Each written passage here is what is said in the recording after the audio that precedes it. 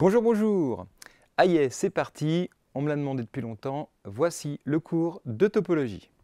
Alors avant de commencer ce cours, qui va être long et difficile, eh bien je me suis dit que ce serait bien de motiver un petit peu en expliquant la topologie en maths, à quoi ça sert. Donc là, on va voir des notions de mathématiques, évidemment, comme d'à chaque fois, mais aussi on va un petit peu parler de culture pour voir un peu tout ce qu'on va pouvoir démontrer, et même un petit peu au-delà, quel est le but de cette matière de topologie en mathématiques. Voilà, donc topologie, à quoi ça sert? Commençons tout de suite. Donc, la topologie, ça va servir à mesurer la proximité entre des éléments d'un ensemble mathématique. Voilà, on va essayer de définir qu'est-ce que c'est que ce sont des éléments, qu'est-ce qui sont proches ou éloignés, etc., comment on peut faire. Et du coup, une fois qu'on aura ça, dire à ceux qui sont proches, c'est les voisins, d'une certaine façon, d'un élément, hein, c'est ceux qui lui sont proches. Donc voilà, on va pouvoir définir ce que c'est qu'un voisinage. Une fois qu'on aura des voisinages, on pourra définir des limites, et donc on pourra voir comment approximer certains objets par des objets plus simples, etc. Et puis on pourra aussi généraliser la notion de continuité, parce que comme vous le savez, une fonction continue, en gros, ça veut dire qu'une fonction, c'est que si les éléments sont assez proches au début, alors à l'arrivée, ça reste proche. Ce n'est pas des trucs explosifs, il n'y a pas de rupture, on ne peut pas avoir deux trucs très très proches qui donnent des résultats très différents. Du coup, pour pouvoir définir la continuité, il faut savoir ce que c'est que des choses proches, donc voilà, tout ça c'est relié. Et puis ensuite, on verra que ça nous permet aussi de classifier certains ensembles, dire qu'ils sont équivalents du point de vue topologique, qu'est-ce que ça veut dire. Donc voilà, on peut les déformer d'une façon ou d'une autre, enfin, on va parler un petit peu de tout ça. Et puis finalement, ça nous permet de généraliser des grands théorèmes qu'on a vus pour les fonctions de R dans R. On va voir en fait qu'on peut généraliser ça à des ensembles beaucoup plus abstraits, beaucoup plus grands, et pour trouver plein de résultats très intéressants. Donc voilà, en gros la topologie, ça sert à tout ça, et je vais détailler maintenant toutes ces petites choses-là. Alors, première chose, donc ça sert à définir la notion de proximité. Alors qu'est-ce que je veux dire par là? Bon, commençons par un exemple simple. Imaginez que vous avez cette équation à résoudre. Cosinus x égale x dans R. Donc voilà, je trace y égale x, je trace y égale cos x, boum. Donc c'est l'abscisse du point d'intersection ici. Alors, on peut essayer de résoudre, on est vite démuni, parce que si je fais arc cosinus de chaque côté, je trouve x égale arc cosinus x, je ne suis pas bien avancé. Donc on ne voit pas bien comment résoudre, et puis en fait, on peut démontrer qu'il n'y a pas de solution, il n'y a pas de solution exacte à cette équation, d'accord? Donc elle admet bien une unique solution x0, on la voit bien, mais on voit que x0, c'est un petit peu avant 1, là, vers... Voilà, 0,7, 0,8, mais on peut démontrer que ça, il n'y a pas de solution qui s'exprime avec nos notations habituelles, racine carrée, exponentielle, log, cos, machin, ouais, bref. Donc, du coup, ok, on ne peut pas l'écrire, d'accord, de façon exacte. Mais c'est pas pour ça qu'on ne peut pas rien savoir dessus, hein, d'accord. On peut prendre un petit ordinateur, on peut faire des petits calculs, hop, d'approximation justement, et puis vous voyez, avec essayer, plus, moins, tout ça, c'est pas très dur, hein. On remplace par une valeur, cos 0,8 moins 0,8, ah, c'est positif, donc c'est avant, cos 0,7 moins 0,7, ah, c'est négatif, donc c'est après, voilà. Ok, donc on peut facilement trouver que notre solution est entre 0,738 et 0,740, et donc l'écart entre x0 et 0,739 est plus petit que 1 millième, parce qu'on écrit ça comme ça, oui. D'accord, hein. Et du coup, quand on a trouvé comme ça, si l'écart entre x0 et cette valeur c'est plus petit qu'un millième, on dit que 0,739 est une valeur approchée de x0 à 0,01 près. Donc ça, j'imagine, vous saviez déjà. Donc deux nombres sont proches, ça veut dire que leur écart est petit. Donc dans R, deux réels A et B, ils sont proches si valeur absolue de A moins B est petit. Pourquoi je mets la valeur absolue? Parce que c'est juste pour que ce soit tout le temps positif, hein, d'accord? C'est l'écart entre les deux. C'est la distance, si vous préférez, entre les deux points correspondant à l'abscisse A et l'abscisse B sur la droite. Quelle est la distance entre les deux? Bon, une distance, ça va toujours être positif, voilà, donc on prend la valeur absolue entre les deux. Ok, donc voilà. Jusque-là, tout va bien. On voit que c'est facile. Alors, prenons maintenant une fonction. Alors, une fonction, j'ai pris par exemple cette équation différentielle, là. Alors, elle ne sort pas de nulle part, hein, c'est l'équation que vérifie l'angle, d'accord, d'un fil sur lequel il y a suspendu un pendule au cours du temps, dans un champ de gravité constant. Okay, donc ce qui est le cas par exemple sur Terre, bon, on peut approximer que le champ gravitationnel est constant, et à l'échelle de la taille du pendule, ça c'est sûr que c'est bon. Et puis voilà, on lâche un pendule, zoup, et on a cette équation différentielle là. Et bien celle-là, on ne sait pas la résoudre. Okay, alors souvent, quand on est en cours de physique, on approxime, on dit oui, alors si l'angle est petit, sinus y, c'est à peu près y, et boum, on trouve des formules qu'on arrive à faire. Mais en vrai, c'est ça, et ça, on peut démontrer que ça, il n'y a pas possibilité, étant donné une condition initiale, voilà, un angle de départ et une vitesse de lâcher, on ne peut pas trouver une solution. Enfin, il y a une solution évidemment, mais elle n'est pas exprimable à l'aide des fonctions usuelles. On ne peut pas l'exprimer avec des cos, des logs, des exponentielles, des machins, enfin bref. D'accord, voilà. De nouveau, c'est une fonction qu'on ne peut pas exprimer. Okay, donc, dire, bah, c'est pas grave, on va essayer de trouver une solution, une fonction approchée. Mais du coup, qu'est-ce que ça veut dire? Que deux fonctions sont proches. Vous voyez, là commence à se poser une vraie question. Donc, pour illustrer ça, je vous ai dessiné voilà, la fonction solution. D'accord? Donc, avec l'ordinateur, point par point, on arrive à tracer les valeurs de mon angle en fonction du temps. Hein. OK? Donc, jusque-là, pas de problème. Et bah, je me dis, tiens, je vais essayer de trouver une sinusoïde, parce que ça ressemble quand même à une sinusoïde. Hein. Quand on regarde ça de loin, on se dit, bah oui, c'est une sinusoïde. Alors j'ai cherché la sinusoïde la plus proche, donc qui passe par les sommets, par les points d'intersection ici, et je vois qu'il y a des petits écarts par-ci, par-là, vous voyez. C'est une fonction qui est relativement proche, okay, mais qui ne colle pas quand même parfaitement avec ma solution. Alors une autre façon de trouver une fonction proche de la rouge, c'est de dire, bah tiens, je vais prendre des fonctions affines par morceaux. Donc j'ai pris des petits morceaux de droite, là, des segments à chaque fois, hop, hop, j'ai essayé d'approcher au mieux ma fonction par des petits morceaux de droite. Alors, laquelle est la plus proche de la fonction rouge? Est-ce que c'est la bleue ou la noire? Alors, d'un certain point de vue, si je regarde juste les valeurs point par point, la bleue elle est plus proche. Ça recouvre quasiment la rouge, d'accord? Il y a des petits écarts par-ci par-là, mais presque pas. Donc on pourrait se dire, bah, la bleue elle est bien plus proche de la rouge que la noire, puisque ponctuellement elle l'est. Okay, mais inversement, si je regarde maintenant les propriétés mathématiques, la rouge elle était lisse, elle était assez infinie, elle était dérivable en tout point, elle mettait des tangentes en tout point. La bleue pas du tout. Donc au niveau des propriétés analytiques, la bleue, elle est beaucoup plus éloignée de la rouge que la noire. D'accord? Donc, suivant le point de vue qu'on veut utiliser, c'est pas clair qu'il faille prendre la bleue ou la noire pour approximer notre... Vous voyez? Ça, c'est un petit souci, quoi. Notre fonction. Donc, voilà, il y a vraiment un problème. Vous voyez, il faut définir. Il va falloir trouver quelque chose pour définir ce que c'est que des fonctions proches. C'est pas si évident que ça, quoi. Un autre exemple pour illustrer ça, c'est de déterminer si une image est proche. Alors, c'est un problème sur lequel j'ai travaillé il y a quelques années. On a une image et il y a du bruit, donc il y a des perturbations qu'on suppose aléatoires qui se mettent par-dessus et on veut les enlever. Alors dans la vraie vie, bah, ça arrive par exemple si on fait une IRM, une image médicale.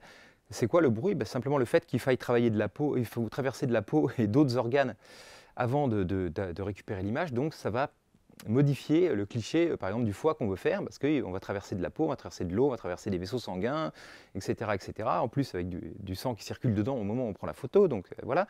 Donc ça va modifier l'image. Curieusement, les gens n'ont pas envie qu'on leur enlève leur foie pour faire la photo, pour le remettre après, c'est bizarre. Hein. On aurait des bien meilleures photos du foie. Ah, bravo. Donc c'est comme ça. Donc on a des images bruitées et on veut essayer de revenir à l'image initiale, donc d'enlever ce bruit. Et donc il y a différentes techniques. Voilà, je vous en ai mis plusieurs. Hein. Il y en a qui consistent simplement à flouter un petit peu, à faire des moyennes des points autour en disant bah voilà, les bruits ont tendance à se compenser. Et ça marche plutôt bien sur les zones unies. Par exemple, le bras ici, on arrive à retrouver une zone bien unie. Mais par contre, ça va flinguer les textures et toutes les plumes là deviennent une espèce de galimatia. Voilà, ça ne marche pas du tout. Et donc voilà, il y a différentes techniques. Il y en a une qui débruite un peu moins.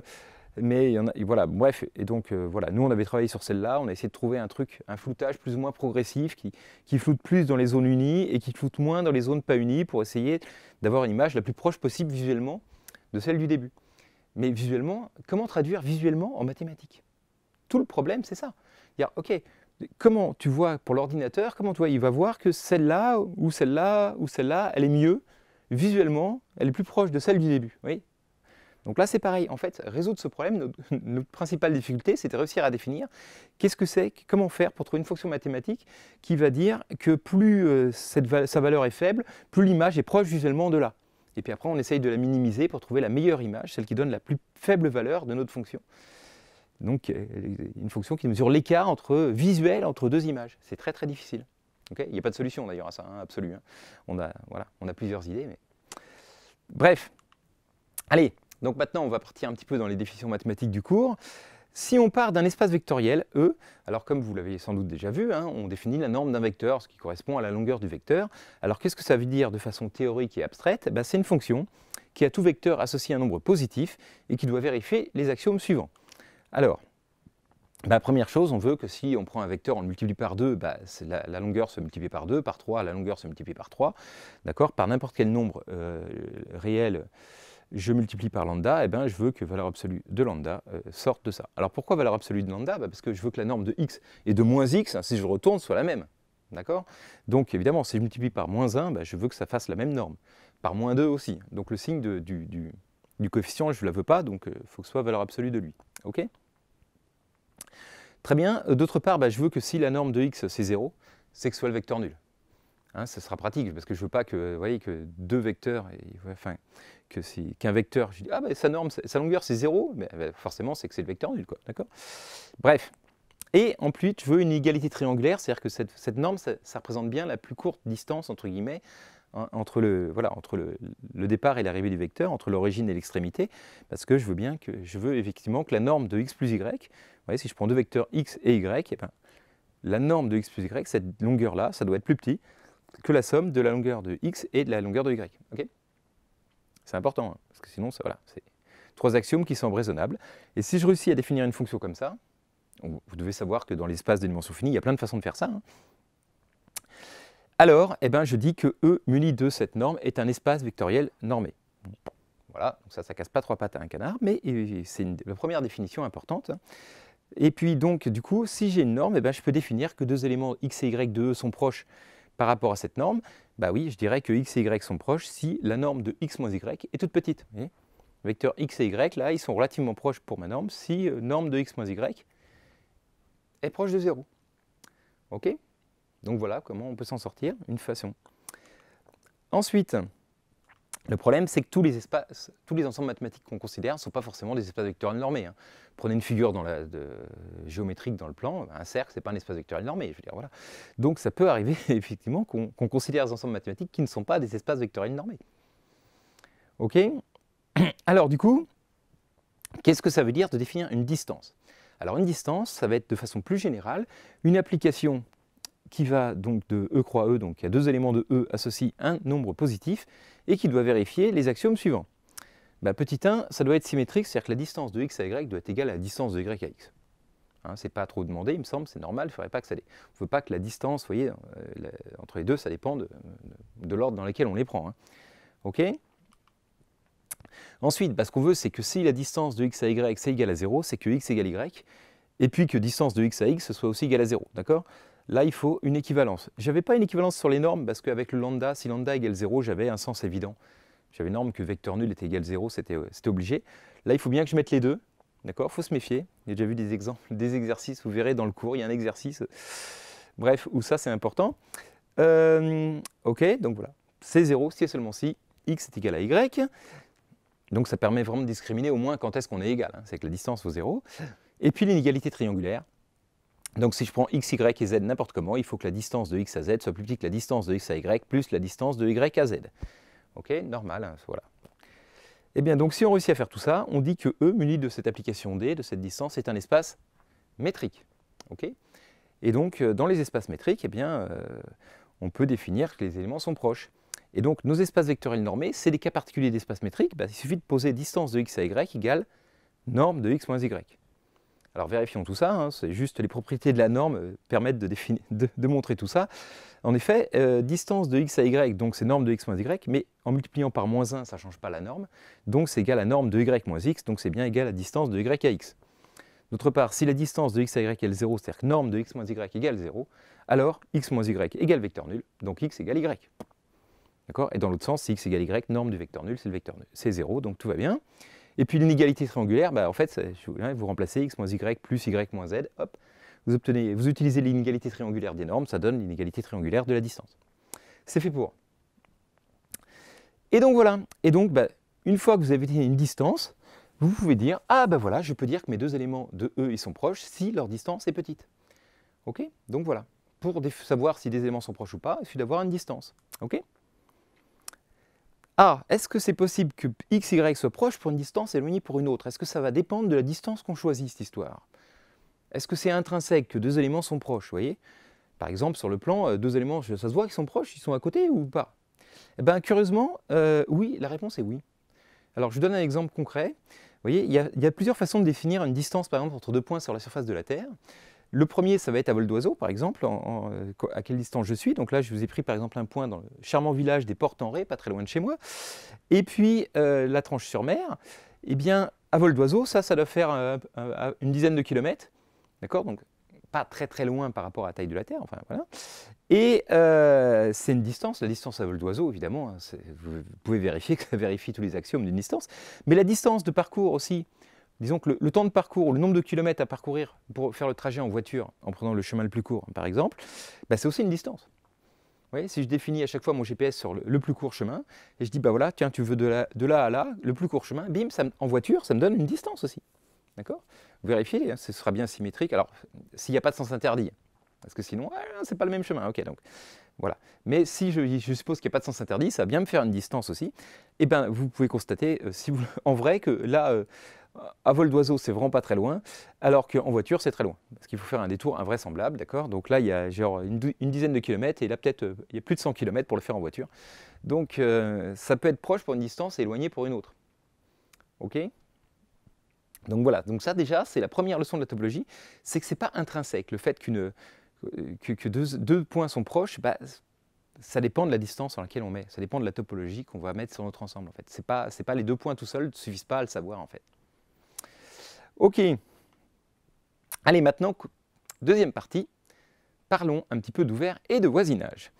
Alors, donc si on prend un espace métrique, on prend un élément dedans et un R strictement, enfin positif. Bon là en l'occurrence je vais prendre même strictement positif, sinon je vais avoir un problème, donc le rayon de la boule, hein, sous-entendu. Alors la boule ouverte de centre X et de rayon R, notez B de X et de R, est l'ensemble des éléments de E dont la distance avec X est strictement inférieure à R. Donc si R c'est 0, c'est vide, donc c'est pas trop marrant. Hein. Ok. Donc voilà, B de X et R, il faut visualiser ça, hein, je vais faire un petit dessin tout de suite, hein, pour bien que vous compreniez. Si je prends dans R, c'est l'ensemble des éléments tels que la distance avec X est plus petite que R. Alors regardez, si je prends dans les réels, d'accord, la boule de centre X et de rayon R, c'est l'ensemble des nombres réels tels que l'écart avec X est plus petit que R. Donc c'est ceux qui sont voilà, dessinés en rouge ici, entre là et là. Ok, bah, c'est la définition classique en fait. Hein, je veux dire, voilà. Le boule, bah, c'est ceux qui sont à l'intérieur du cercle si vous préférez, ou de la sphère si on est en dimension plus grande. Et on peut trouver différentes normes. Comme je vous l'ai dit, il n'y en a pas qu'une, en fait, sur l'espace vectoriel. Et donc, la première chose qu'on va voir dans le premier chapitre sur les espaces vectoriels normés, c'est que, voilà, il existe plusieurs normes et qui donnent des boules, par exemple, là c'est la boule de centre, l'origine, et de rayon 1, qui peut avoir des formes très très différentes. Ça c'est pour la norme 1, la norme 2. Alors ça c'est la norme 2, c'est la norme classique, vous savez. Donc ça ne doit pas vous surprendre. Hein. La boule de rayon 1, voilà, c'est le cercle trigonométrique, le bord, là, tout ça. Mais il y a des boules d'autres, là c'est la norme 10 par exemple, et norme infinie. Oh, bah, sinon ça fait un carré. Comme là, alors, sauf que là c'était un carré à 45 degrés, là c'est un carré horizontal vertical. Bon, tout ça, c'est des boules, d'accord, dans le plan, pour différentes normes. Ok. Donc c'est juste pour dire qu'on verra des boules de tailles diverses et variées, avec des formes invraisemblables, on va bien rigoler avec ça. Donc il faut utiliser les axiomes, hein, le dessin, il faut se méfier, quoi. Ok. Et donc, eh bien, donc c'est un espace métrique, donc j'ai défini des boules. Eh bien, je vais pouvoir définir la notion d'ouvert. Alors, qu'est-ce que c'est qu'un ouvert? Donc, rassurez-vous, hein, dans le cours, je redéfinirai tout ça, hein, mais bon, c'est juste pour voir un petit peu.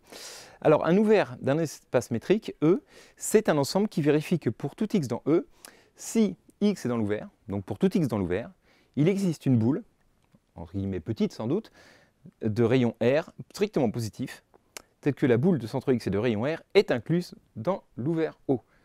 Alors, je vous ai fait un petit dessin, vous prenez un ensemble E, hop, dire que O est ouvert, c'est-à-dire que si je prends X dedans, n'importe où, il existe une petite boule autour de X qui est complètement inclue dans O. Vous voyez? Pareil, si j'en prends un autre, là, il y a une boule verte qui est inclue, j'en prends un troisième, il y a une boule qui est inclue. Quel que soit le point qui est dans O au début, il existe une petite boule complètement inclue dans O. Ouais, d'accord? Donc, on appelle ça un ouvert. Une partie qui vérifie, un ouvert de E, une partie qui vérifie cette propriété-là. Ok? Donc, par exemple, les ouverts de R. Alors, qu'est-ce que ça va être? Je vous laisse réfléchir un petit peu. C'est une partie de R telle que si je prends un point dedans, il existe toujours un petit intervalle ouvert. Une petite boule autour de lui qui est inclus dedans. Bon, bah, on peut démontrer assez facilement que ce sont les réunions d'intervalles ouverts. Voilà, les ouverts de R. Pour la distance usuelle, parce que la distance est avec l'écart, hein, le truc habituel. Ok.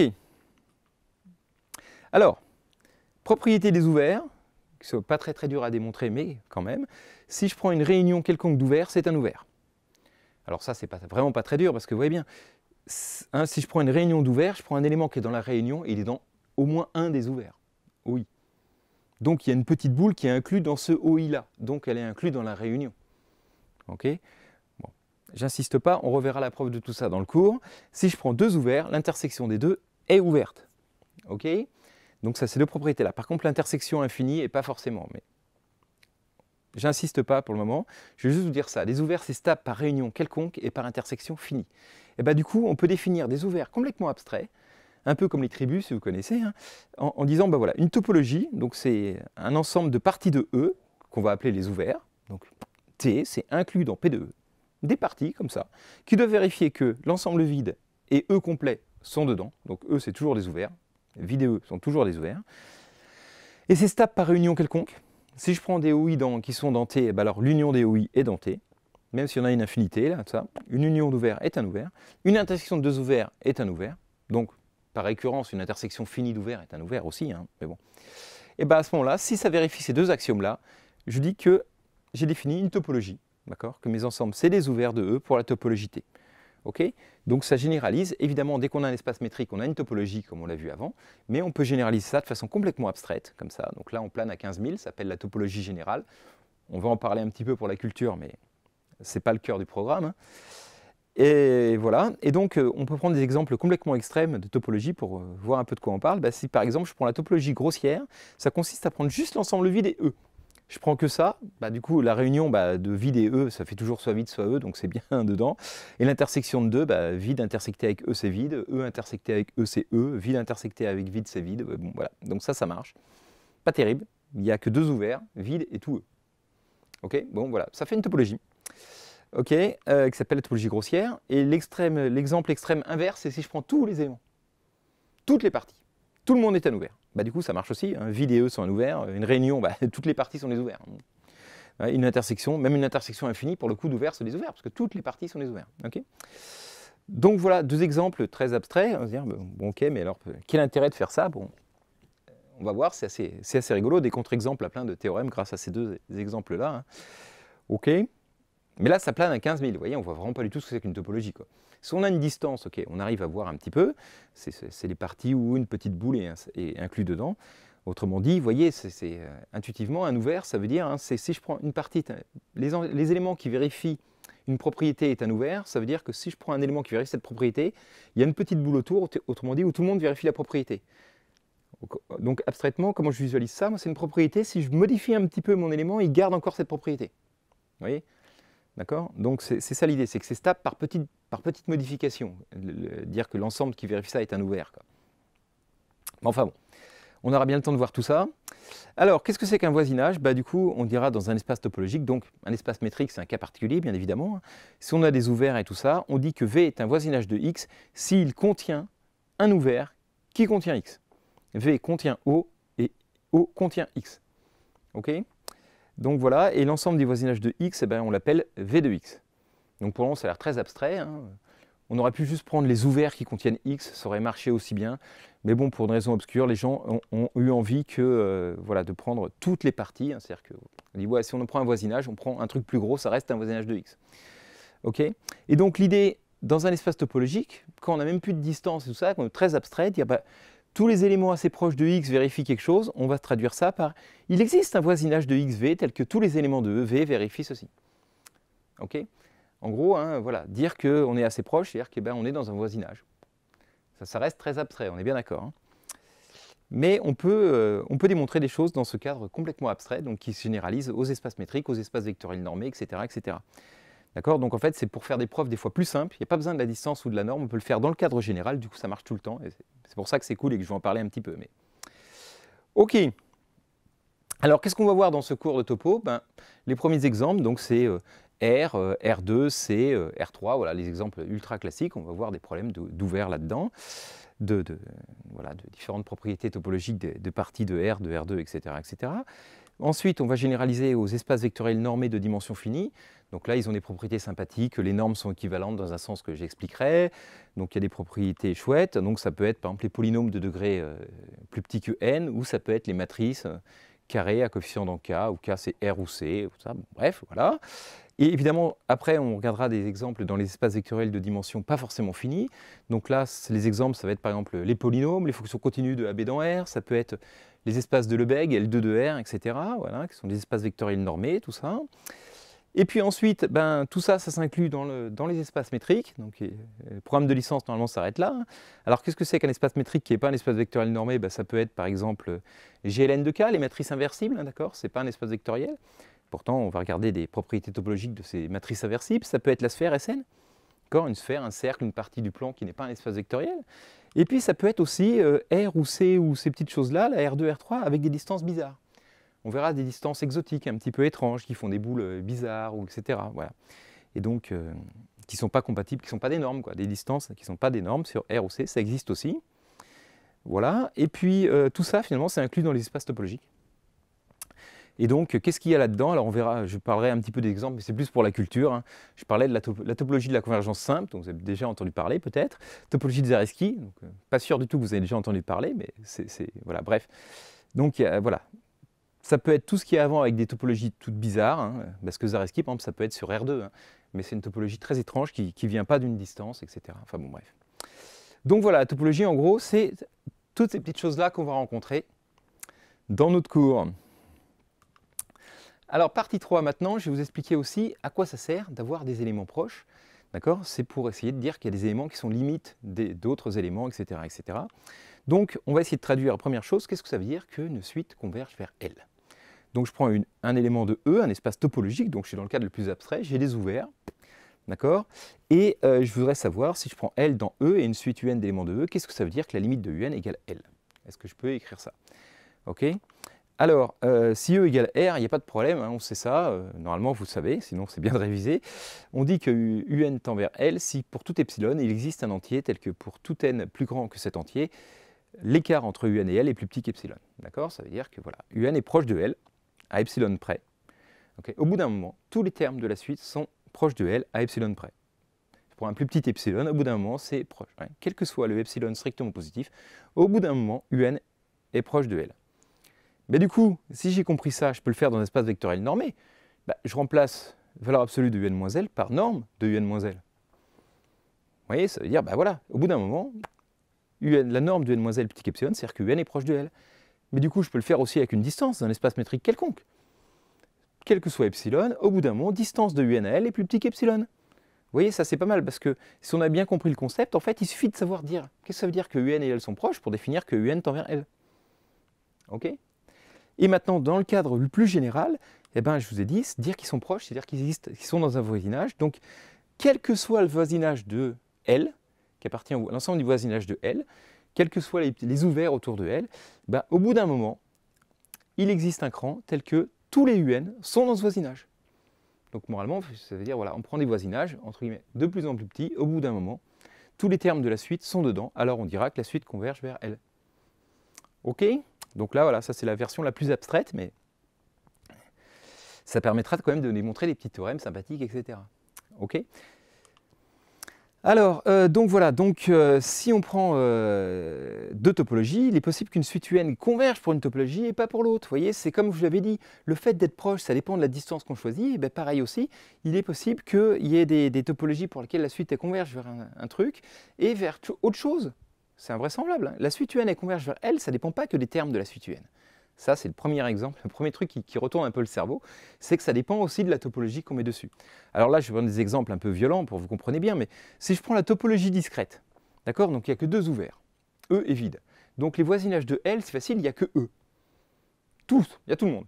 Donc si je prends un élément dans E quelconque, d'accord, le seul voisinage qu'il y a, c'est tout le monde. Donc pour tous les voisinages de lui, bah, il y a juste E. Est-ce que tous les termes de la suite sont dans ce voisinage au bout d'un moment? Bah oui, ils sont tous dans E. D'accord? Donc, ah ben là, j'ai pris le contraire, j'ai pris la grossière. Moi, je fais l'inverse. Si je prends la grossière, d'accord, donc tout de suite, converge vers tous les éléments de E. Je ferai la discrète après, je me suis gouré. D'accord? C'est parce que je prends un élément L n'importe où dans E, le seul voisinage qu'il a, c'est tout E. Donc tous les termes de la suite bah, sont dans ce voisinage au bout d'un moment. Ok? Parce que vide n'est pas un voisinage, hein, parce qu'il faut que le voisinage contienne L. Donc voilà.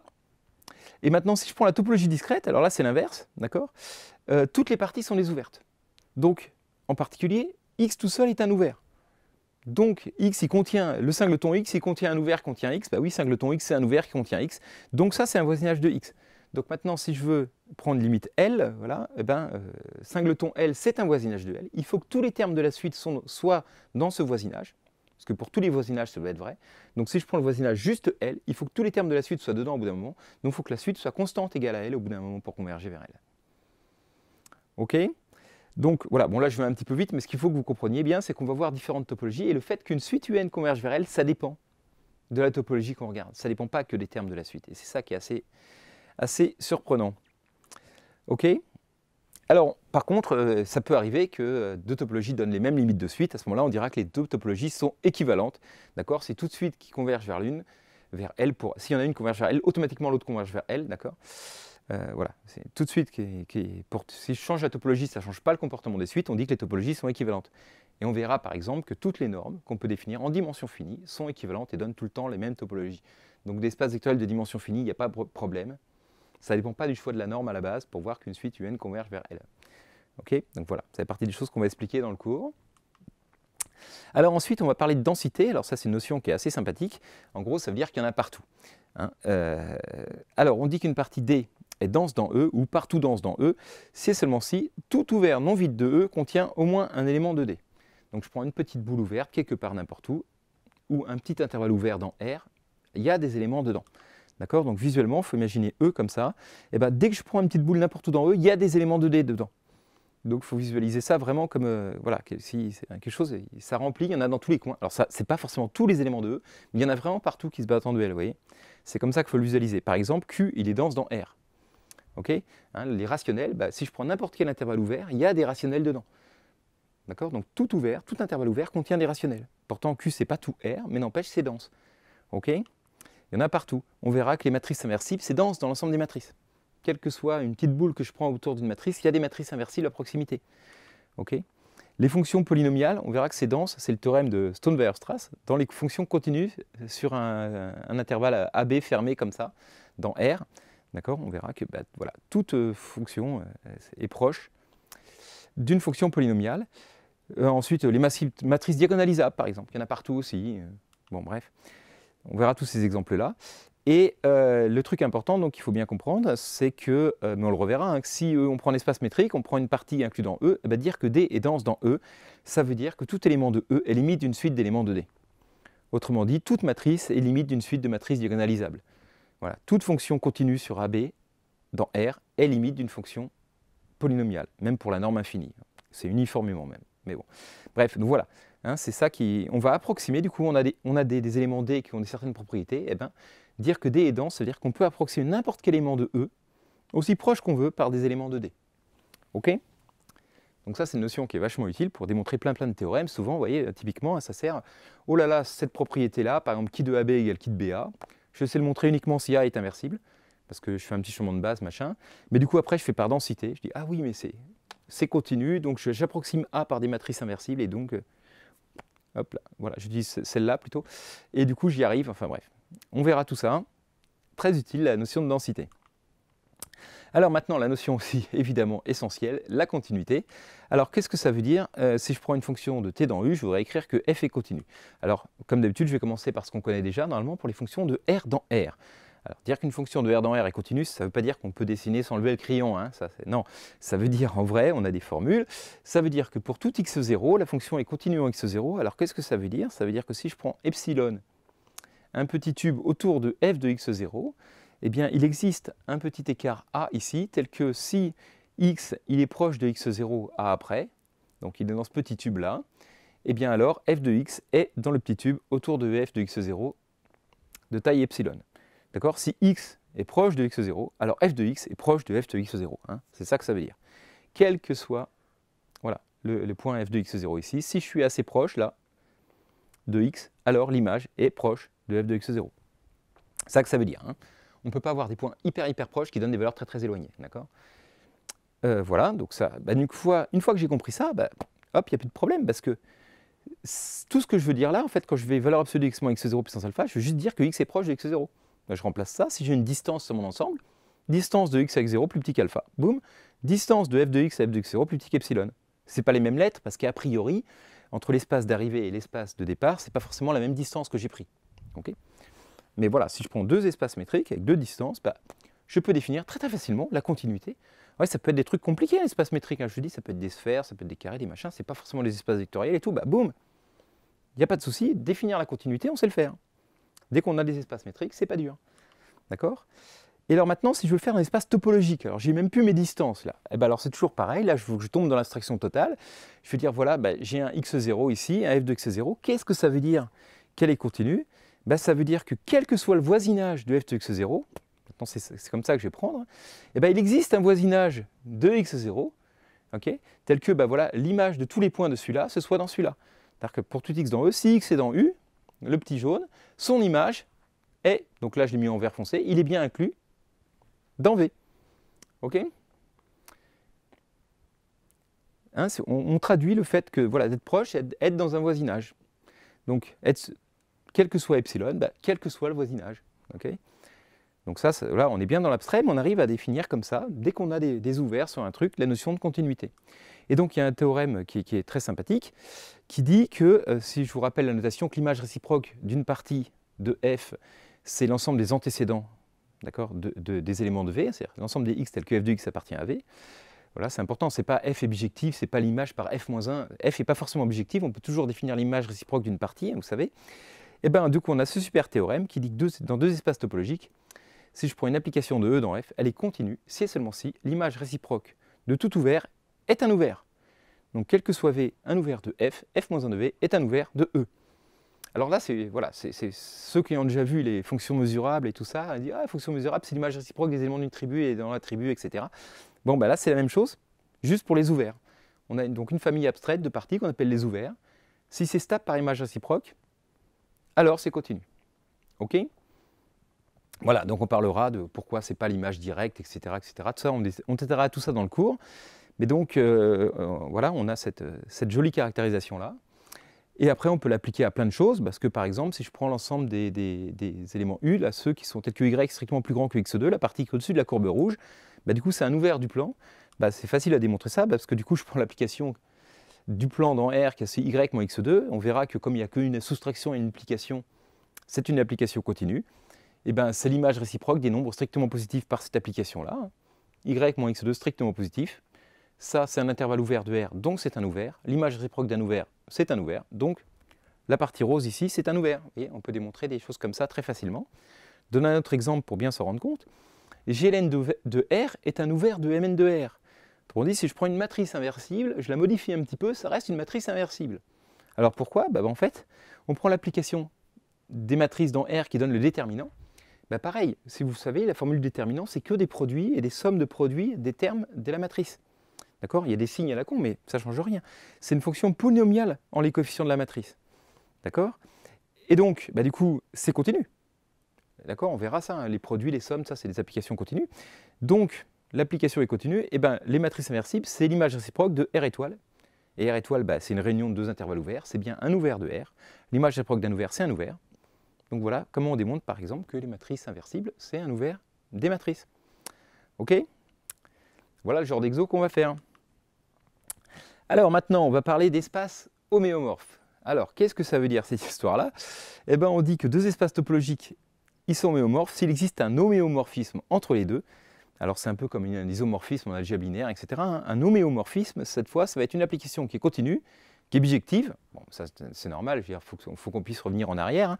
Et l'application réciproque f-1 doit être continue aussi. Okay, on verra que ce n'est pas automatique. Si on prend une application continue bijective, son application réciproque n'est pas toujours continue.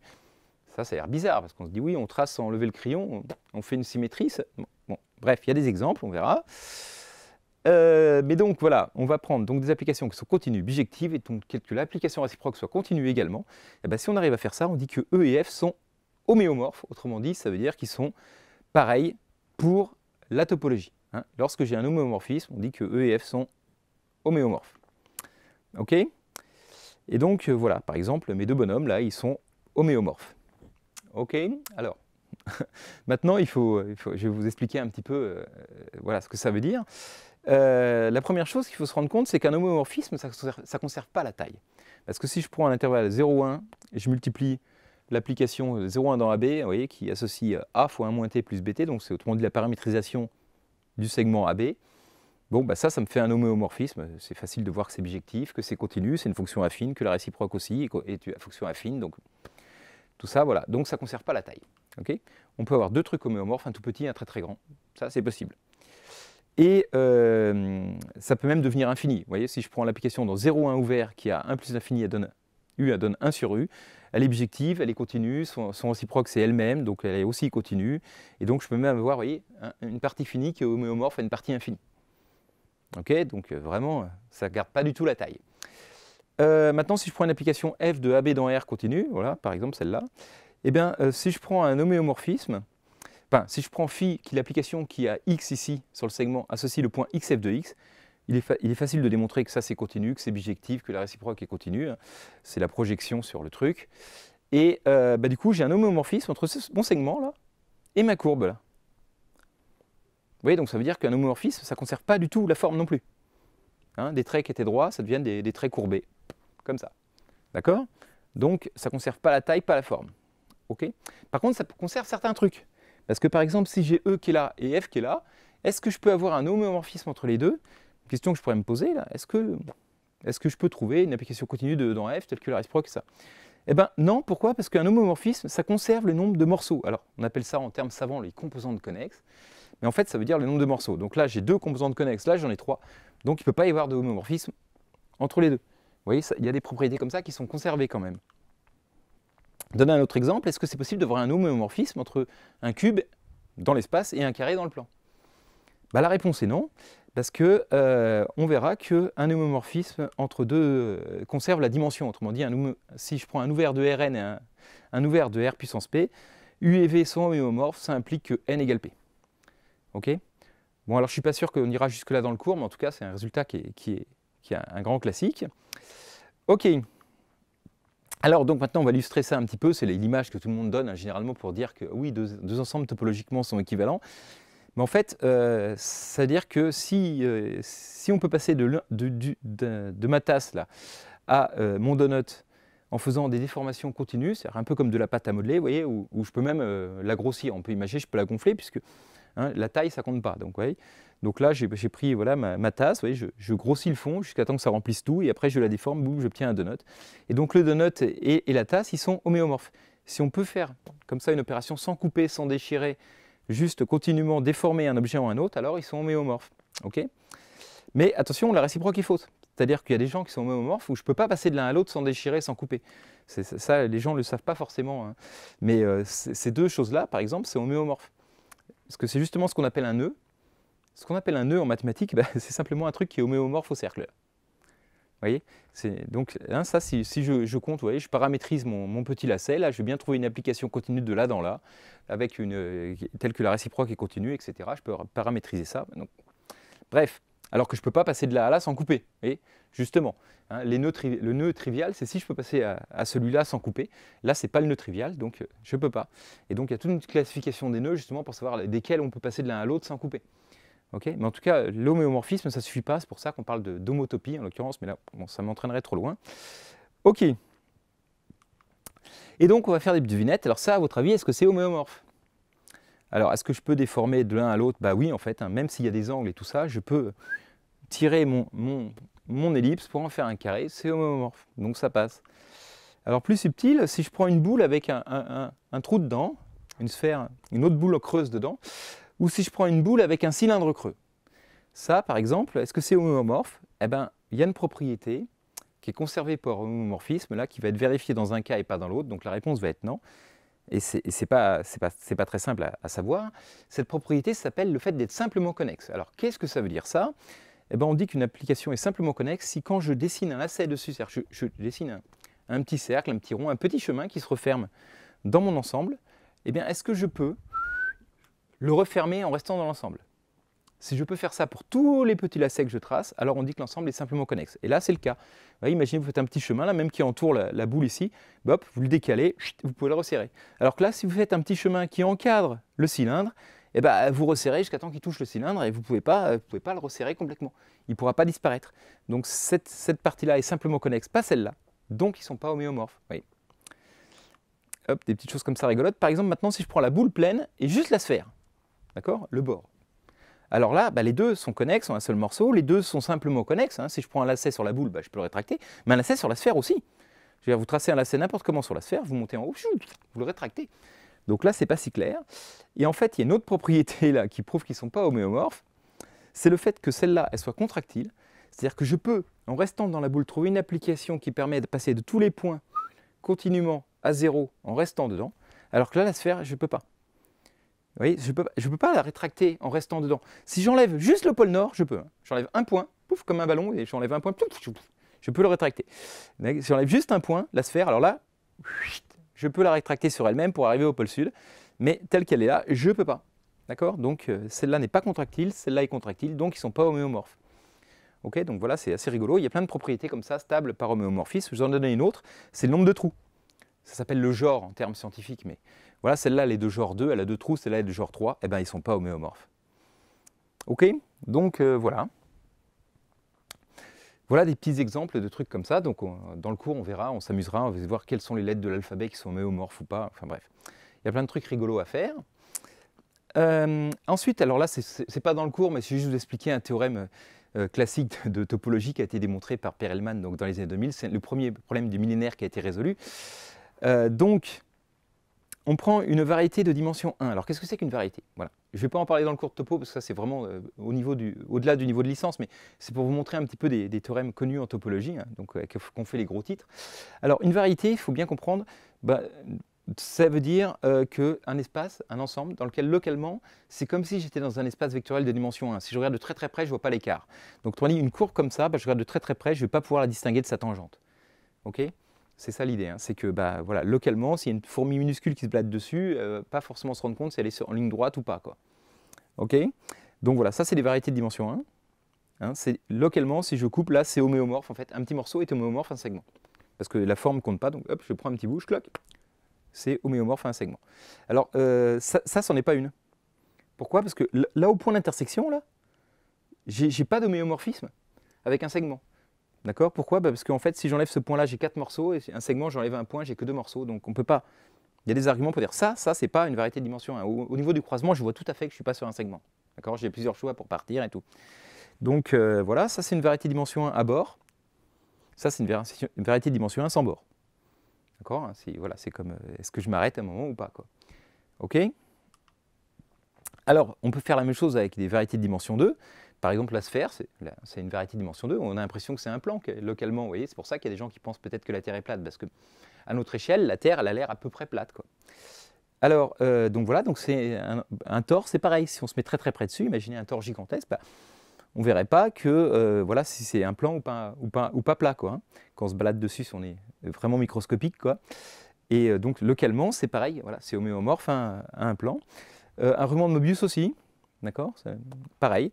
Donc voilà, il y a plein de genres de variétés. Alors celle-là, elle a des bords. Si on marche dans cette direction-là, au bout d'un moment, ça s'arrête. Celle-là n'a pas de bord. On marche dans n'importe quelle direction, jusqu'à l'infini. On va revenir peut-être à notre point de départ, mais on ne va jamais s'arrêter. Oui. Donc voilà.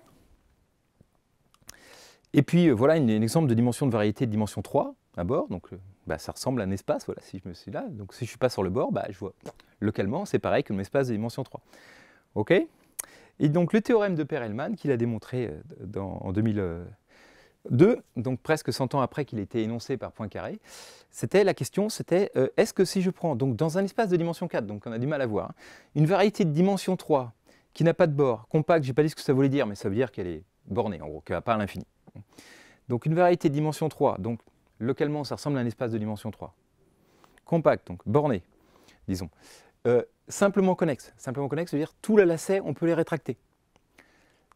Alors, elle est forcément homéomorphe à la sphère de dimension 3. On appelle hypersphère parce que c'est en dimension 4, mais voilà. Autrement dit, notre question c'était, vous voyez, on sait que la sphère de dimension 3 dans l'espace de dimension 4, elle a ces propriétés-là. Elle n'a pas de bord, elle est compacte, elle est bornée, elle est simplement connexe, on peut résoudre les lacets.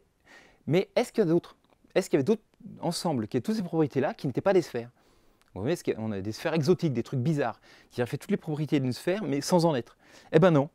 Voilà, c'était la conjecture de Poincaré, c'est qu'il n'y en avait pas, et Perelman l'a démontré donc il y a maintenant 20 ans. Toute variété de dimension 3 sans bord, compacte, simplement connexe, est forcément homéomorphe à une hypersphère de dimension 3. Donc voilà un superbe théorème de topologie dont je voulais quand même vous parler, même si évidemment je n'évoquerai pas ça pendant mon cours. Allez, dernière partie, je vais vous montrer comment la topologie permet de généraliser des grands théorèmes classiques que vous connaissez. Et on va commencer tout d'abord par le théorème des valeurs intermédiaires. Donc là, j'ai une vidéo entière dédiée à ce théorème-là. Donc si vous voulez en savoir plus, n'hésitez pas.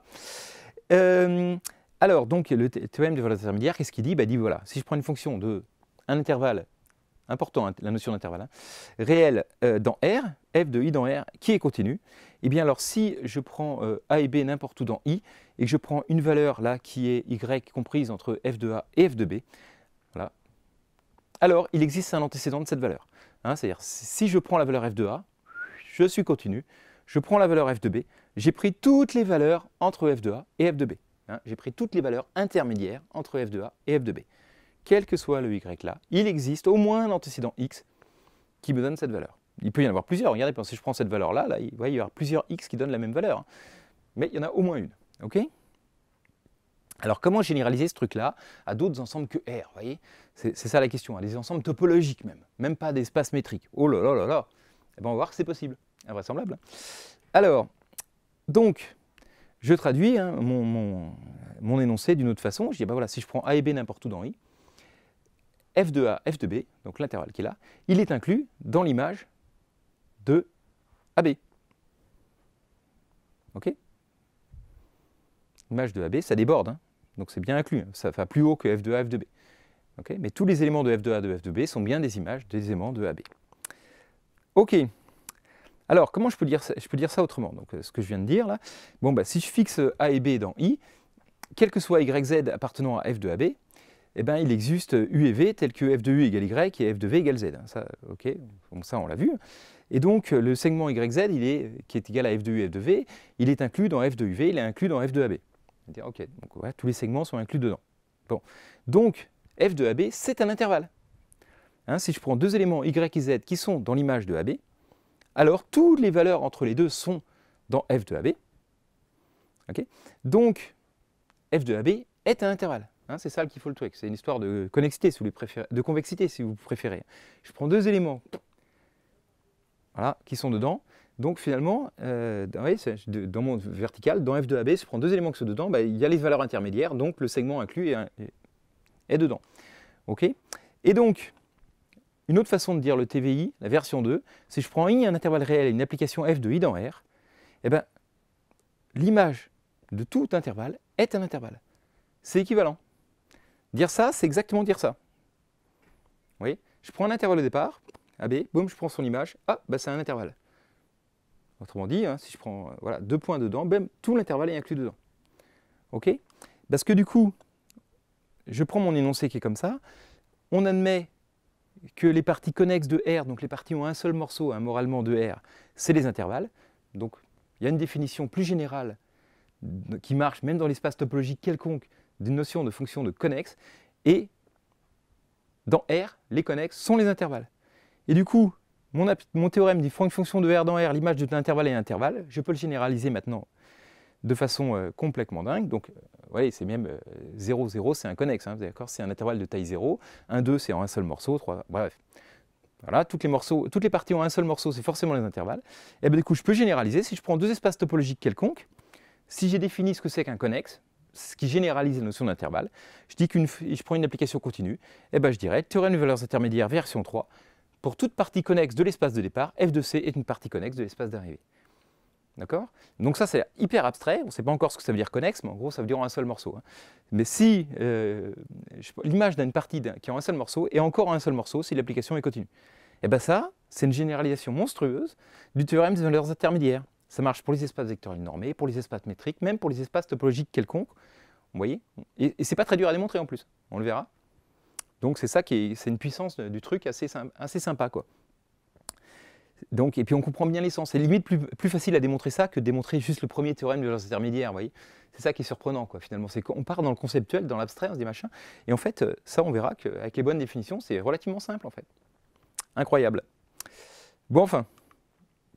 Alors, un autre théorème classique, théorème des bornes atteintes, que vous connaissez, qui dit que bah, si je prends une application donc, de AB fermée dans R qui est continue, alors F est bornée et elle atteint ses bornes. Okay, théorème de première année de licence, hein, qui est bien utile. Et bah, du coup, si on appelle M l'inf des valeurs de f de x et grand M, le sub des valeurs de f de x, ben, ça se reformule en disant que l'image de mon segment AB, c'est exactement mm. C'est inclus là-dedans et c'est atteint. Et comme elle est continue, l'image d'un intervalle, c'est un intervalle. Donc si elle atteint petit m et grand M avec point toutes les valeurs entre les deux, donc c'est exactement dire que l'image de ça, c'est ce truc-là. OK? Et bien pareil qu'on a vu tout à l'heure que les intervalles, tous les intervalles, c'était les parties connexes de R. Et bien les intervalles comme ça, fermés, bornés, on dira que ça, c'est les compacts de R. Voilà. On définit la notion de compact de façon très très générale. Dire, ah, dans R, les compacts, c'est les intervalles comme ça, fermés, bornés, AB. Et du coup, mon théorème, il dit, ah, bah, l'image des compacts est un compact, et donc du coup, je peux complètement le généraliser. Tiens, si on prend deux espaces topologiques, une application continue transforme un compact en un compact. Quel que soit K compact dans E, f de K est un compact de F. Et ben, voilà une autre façon de généraliser ce théorème-là. Et on verra, c'est pas très dur à démontrer non plus, et ça généralise de façon énorme ce petit théorème. Allez, un dernier pour la route. Vous devez savoir, normalement, en tout cas, parce que je sais que il n'y a pas longtemps, des élèves ont un petit peu galéré pour le démontrer. Si on prend une application continue de AB dans AB, c'est important que ce soit les mêmes valeurs là et là, alors il existe un point fixe pour f. D'accord? Il existe, voilà, ça se démontre avec le théorème des valeurs intermédiaires en faisant f de x moins x en vrai. Hein. Bon. Donc voilà, il existe un point fixe pour f. Ben, on peut complètement généraliser ça, par exemple. C'est le théorème de Brouwer qui date de 1912. Je ne vais pas le faire dans mon cours, hein, mais c'est pour vous illustrer le genre de généralisation qu'on a.